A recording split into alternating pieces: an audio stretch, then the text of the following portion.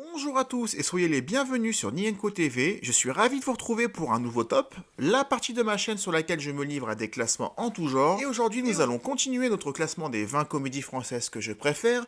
Non pas que les films que je vais vous présenter ici sont forcément les meilleurs, mais ce sont tout simplement mes préférés pour des raisons que j'évoquerai. Après avoir vu les 10 premiers films de ce top dans ma vidéo précédente, ce que je vous invite à regarder si jamais vous ne l'aviez pas vu, nous allons attaquer de suite notre top 10 tant attendu par certains. Mais je précise néanmoins, comme la dernière fois, que ce classement ne hiérarchise pas véritablement les films entre eux, car je ne peux pas dire officiellement que Le Père Noël est une ordure est meilleur que Les Bronzés font du ski par exemple, car plusieurs comédies peuvent se valoir, et celle que j'ai choisie en numéro 1 sera forcément culte, mais les films qui se trouvent en deuxième, troisième ou quatrième position auraient tout aussi pu se retrouver dans les premières places, j'espère que vous l'aurez compris. Voyons voir, sans plus attendre, qui arrive à la 10e place de ce classement. En 10e, nous retrouvons Le Grand Blond avec Une chaussure noire. Je dois avouer que j'ai mis quelques années à apprécier pleinement ce film, lui préférant Le Retour du Grand Blond par exemple, mais avec le recul, le scénario est vraiment génial. Ce pauvre inconnu, lambda, choisi au hasard par un service secret pour en duper un autre et qui va sans se rendre compte voir sa vie espionnée, manipulée, épluchée et écoutée, tandis que les espions, eux, sont convaincus que c'est un agent extrêmement dangereux, bien qu'interloqué par son attitude pour le moins atypique, voire maladroite. Le casting est génial, Jean Rochefort et Bernard Blier en tête, Jean Carmet, Mireille d'Arc et bien sûr Pierre Richard dans la peau de François Perrin, qui deviendra par la suite le légendaire François Pignon. J'adore ce premier film, j'aime beaucoup le deuxième également, complémentaire et faisant l'inverse du premier, c'est-à-dire faire passer cette fois un homme maladroit et distrait en un super agent pour justifier sa mise en surveillance dans le premier film. Le Grand Blond, c'est le début d'un autre genre de comédie, au début des années 70, au moment où De Funès allait entamer le déclin de sa carrière.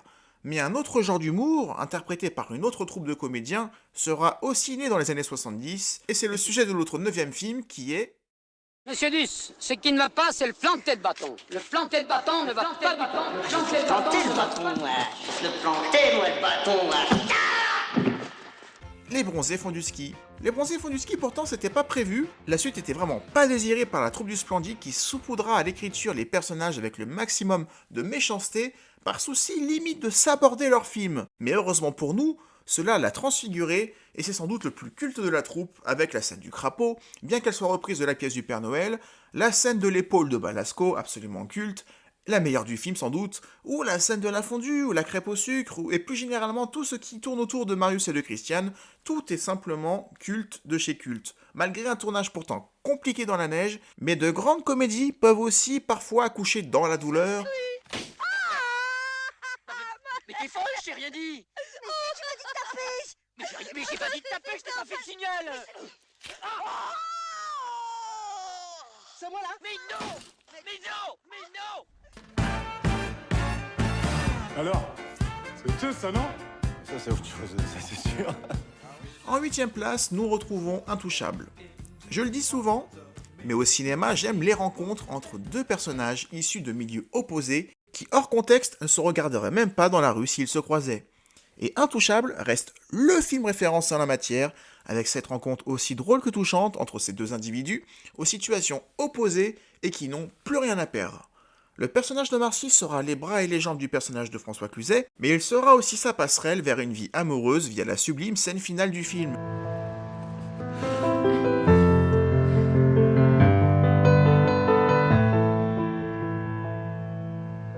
J'aime ce qu'ils se donnent réciproquement, au-delà des scènes hilarantes telles que la scène de l'opéra, ou le pas de bras pas de chocolat évidemment. Mais dans toute bonne comédie, il y a des fous rires, mais il y a aussi beaucoup de tendresse, d'émotion et de sincérité. Et c'est le cas dans Intouchable.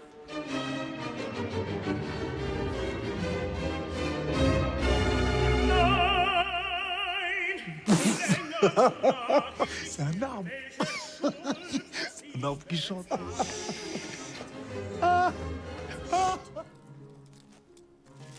Une grosse fourmi.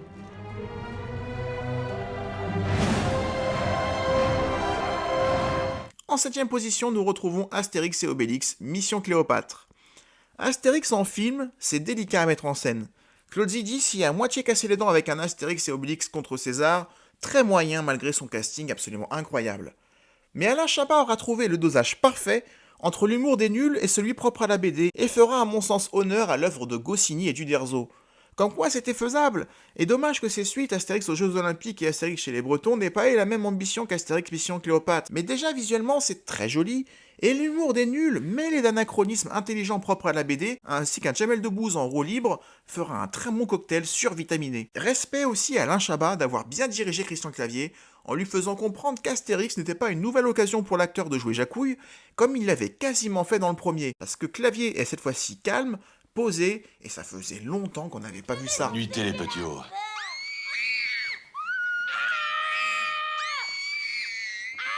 Christian Clavier que nous retrouvons justement dans notre 6e film, à savoir Les Visiteurs. Alors Clavier, depuis La Soif de l'Or, réalisé par Gérard Horry, le réalisateur attitré de Louis de Funès, était considéré comme la relève de ce dernier, bien que parfois critiqué pour copier le jeu de l'acteur à base de gesticulation et d'énergie. Et Jacouille en est l'exemple le plus probant, mais cette fois-ci ça passe parce que ce personnage était tout simplement inédit. Les Visiteurs premier du nom est un film culte, de par ces personnages qu'on n'avait jamais vus ailleurs, et grâce à une Valérie Lemercier formidable qui manquera cruellement au 2e film, et aussi d'un Christian Bugeaud débordant d'énergie sans jamais en faire trop, et puis ce voyage dans le temps permet des anachronismes et des gags à tout va, certes faciles mais que l'on a tous voulu voir un jour, à savoir comment un homme du Moyen-Âge réagirait en faisant un bond dans le temps de 1000 ans. C'était génial comme idée, et parfaitement transformé. C'était déjà moins le cas avec Les Visiteurs 2, c'est même devenu ringard avec Les Visiteurs en Amérique, et Les Visiteurs 3 se sont complètement perdus en chemin, en n'ayant pas compris que l'intérêt du premier film, et peut-être même du deuxième, résidait dans ces anachronismes plus difficiles à trouver en pleine révolution. La scène des toilettes, la découverte du postier alias le sarrasin, ou la scène du dîner, avec jour-nuit, sont incontournables, et le film mérite son statut de classique du cinéma français. Dommage que ces suites n'aient pas conservé la même justesse et la même fraîcheur. Est-ce que vous avez des questions en rapport avec la colo? 3 semaines, c'est lundi? J'ai pas ma valise. Est-ce que je peux changer de chambre? Nous entrons dans le top 5 et on va vraiment s'attaquer à mes comédies de cœur. Et avec Nos Jours Heureux, c'est une véritable histoire d'amour. C'est le film racontant la colonie de vacances de notre enfance. Celle avec cet animateur étranger complètement barré qui nous faisait flipper. Celle où les animateurs s'envoyaient en l'air entre 2 surveillances sans qu'on le voie, ou parfois même en pleine surveillance, et puis celle avec cet enfant complètement fou, n'aimant rien ni personne, et souhaitant tout simplement rentrer chez lui, sauf le dernier jour où il souhaite justement rester au camp. C'est d'une justesse folle et d'une hilarité permanente, aussi bien chez les adultes que chez les jeunes d'ailleurs, avec entre autres ce dion d'enfants belges, l'un ayant des idées très arrêtées sur la justice. À toi, Guillaume. Moi, je pense qu'il faudrait prendre les empreintes digitales de tous les Arabes et de tous les Noirs, enfin, de tous les étrangers qui arrivent en France par les aéroports ou même dans les gares. Et l'autre, une connaissance accrue de la politique, ridiculisant l'animateur qui essaie d'expliquer ce qu'était la vie politique française avec la gauche, la droite, l'extrême droite et l'extrême gauche. Ta vision, mon cher Daniel, me paraît... comment dire... assez navrante. Ah bon? Et pourquoi? Attendez. C'est pas avec ce genre de phrases bateau et consensuelles qu'on va faire évoluer le débat. Camille, c'est pour dire des conneries pareilles, ça vaut mieux que tu fermes ta gueule, hein. Cette scène, c'est la scène culte du film, comme celle de la piscine d'ailleurs avec le plus grand pétage de câble de l'histoire. Mais l'intégralité du film est un véritable bonheur à regarder et à partager, que je peux regarder inlassablement. Maître Gonzalez, huissier de justice, je viens pour une affaire de carence de paiement de frais notariés, monsieur Latour est-il là? Lorsque j'ai été voir Les Trois Frères le retour au cinéma, en avant-première avec la présence des comédiens, le premier film avait été diffusé juste avant. Et je ne l'avais jamais vu en salle étant trop jeune à l'époque pour m'y rendre lorsqu'il est sorti. Et en dépit de la déception de ce retour des Trois Frères, la séance du premier film qui était juste avant reste l'un de mes plus beaux souvenirs du cinéma. Oh, mais j'adore!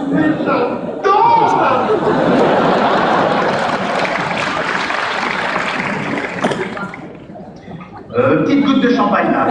Hein? Quel genre d'abstrait? Plutôt braque, vaserie? Plutôt braque. Vaserie. Ah, mes amis, c'est aussi des comiques, hein? Des comiques? Vous vous foutez de ma gueule, frère Michael? Des ventres. Et si on faisait l'amour tout nu? Bon, allez là, ça suffit. On s'en va. On s'en va? Tu prends ton manteau, on s'en va. Si, tu prends ton manteau, on s'en va. Prends ton manteau, on s'en va. Hein? Tu prends ton manteau, on s'en va. On s'en va. Vous allez fermer vos gueules, les frères Michael, hein? Ce que je dis, toi? Tu vas répéter ce que je dis, toi? Tu te tais maintenant? Je te tais maintenant? Ça va mal finir, arrêtez de répéter ce que je dis. Arrêtez ce que je dis, là. Mais ils sont fous, ces mecs-là, ils se foutent de ma gueule. Ma gueule, là. C'est fini, oui. C'est fini. Et toi? On dit, on fait quoi dans la hiérarchie? Je travaille à l'essai. souvent aider la famille. Oui, et qui me regardent à la télé. Et puis aussi un bon frère et ma belle-sœur qui sont dans les bibelots. Je vais demander à la caméra de serrer très bien, ça me fait une idée. Je suis sûr que vous vous souvenez de votre premier baiser. Vous vous souvenez de votre premier baiser? Si, je suis sûr. Et d'ailleurs, j'aimerais que vous ayez des millions de téléspectateurs ce soir pour restituer ce moment historique et émouvant. Vous allez vous embrasser. Allez, le baiser. Embrassez-vous, allez, faites-le, le baiser. Le baiser. Le baiser. Le baiser. J'y vais, moi, j'y vais. On va le baiser. C'est beau, bordel de merde. Un moment émouvant. Ils vont s'embrasser.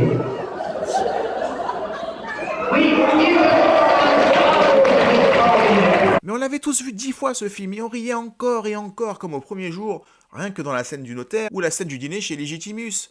La visite de l'huissier, et pourtant le sujet est très sérieux dans ce film, avec ces 3 hommes qui se retrouvent à la rue du jour au lendemain et arrivent à mendier, mais chaque dialogue est culte. Même la phrase la plus insignifiante, comme un véritable mimi, un véritable rara. C'est le miracle, il faut le dire, merci. C'est bien simple, les inconnus ne feront jamais mieux, et feront même beaucoup moins bien dans tous les autres films qu'ils feront ensemble. Et c'est dommage.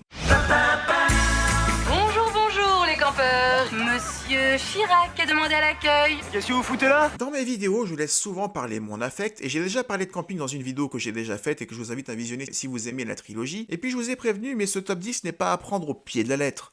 Camping et moi, c'est avant tout une histoire d'amour, et je connais chaque virgule de dialogue par cœur, chaque intonation, chaque timing, et la réplique la plus insignifiante est devenue culte, ne serait-ce que 9h17, mieux que l'année dernière, et encore on a eu les camions à l'entrée d'Angoulême, est devenue incontournable, et pourtant cette réplique n'avait rien au départ, elle est juste parfaitement jouée par Claude Brasseur, et l'ensemble des comédiens, et cette comédie en général, sent tellement le vécu. Ces personnages sont tellement inspirés de vrais personnages rencontrés par Dubosc en camping. J'ai arrêté d'écouter de la musique à la mort du chanteur d'Oasis. Il est pas mort, le chanteur d'Oasis. Quoi?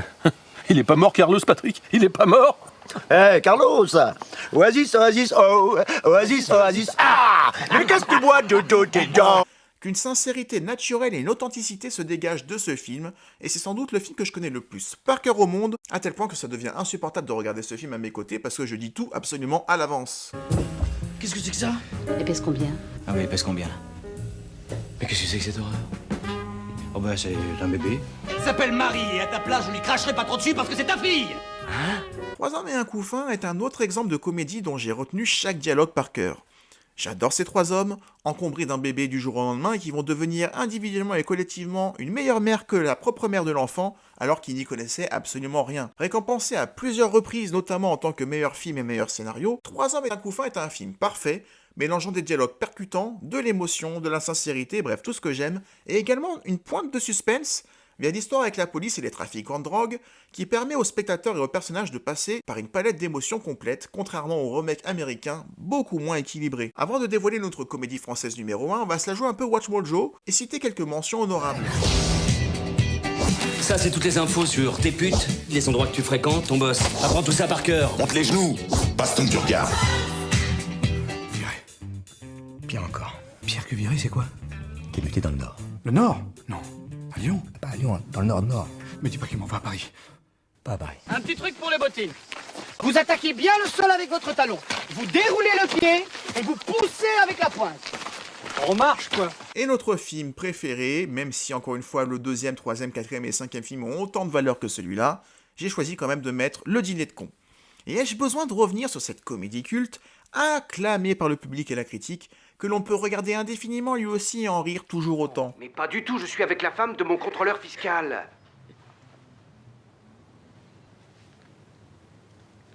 Comment?